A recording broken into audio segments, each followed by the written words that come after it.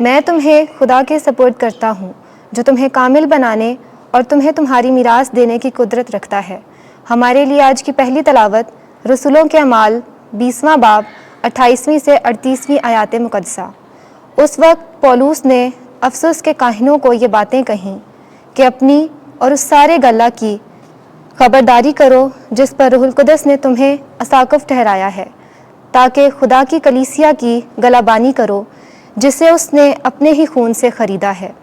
میں جانتا ہوں کہ میرے جانے کے بعد پھاڑنے والے بھیڑیے تمہارے درمیان آئیں گے جو گلے پر ترس نہ کریں گے، اور خود تم سے ایسے آدمی اٹھیں گے جو الٹی الٹی باتیں کہیں گے تاکہ شاگردوں کو اپنی طرف کھینچ لیں۔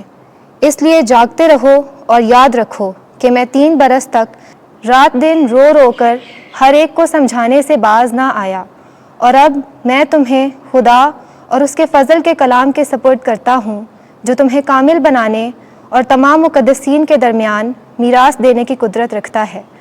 میں نے کسی کی چاندی یا سونے یا کپڑے کا لالچ نہیں کیا، بلکہ تم آپ جانتے ہو کہ جو کچھ مجھے اور میرے ساتھیوں کو درکار تھا سو انہی ہاتھوں نے کمایا۔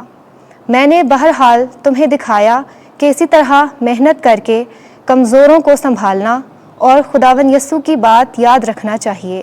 اس نے خود کہی کہ دینا لینے سے مبارک تر ہے، اور اس نے یہ کہہ کر اپنے گھٹنے ٹیکے اور ان سب کے ساتھ دعا کی، اور وہ سب بہت روئے اور پولوس کے گلے لگ لگ کر اسے چوما، اور خاص کر اس بات سے غمگین ہوئے جو اس نے کہی تھی کہ تم میرا منہ پھر نہ دیکھو گے۔ پھر انہوں نے اسے جہاز تک پہنچایا۔ پاک کلام کے پڑھے اور سنے جانے پر خدا کی برکت ہو۔ زبور 68 جماعتی جواب۔ ہلیلویہ۔ اے خدا اپنی قوت کو ظاہر کر، یعنی وہ قوت جس سے تو نے اے خدا ہماری مدد کی ہے، تیری اس ہیکل کے سبب سے جو یروشلم میں ہے۔ بادشاہ تیرے لیے ہدیہ لائے۔ جماعتی جواب۔ ہلیلویہ۔ اے زمین کے ممالک خدا کے لیے گاؤ، خدا کی حمد سرائی کرو، جو افلاک بلکہ قدیم افلاک پر سوار ہے۔ دیکھو وہ اپنی آواز یعنی آواز قادر بلند کرتا ہے۔ تم خدا کی قدرت کی تعظیم کرو۔ جماعتی جواب۔ ہلیلویہ۔ اس کی حشمت اسرائیل پر اور اس کی قدرت بادلوں میں ہے۔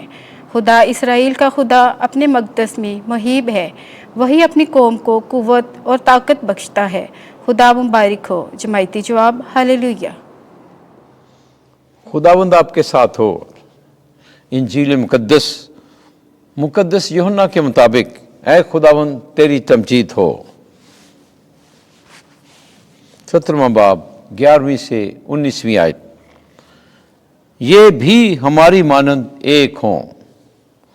اس وقت یسوع نے اپنی آنکھیں آسمان کی طرف اٹھا کر کہا، اے قدوس باپ، اپنے اس نام کے وسیلے سے جو تو نے مجھے بخشا ہے ان کی حفاظت کر، تاکہ یہ ہماری مانند ایک ہوں۔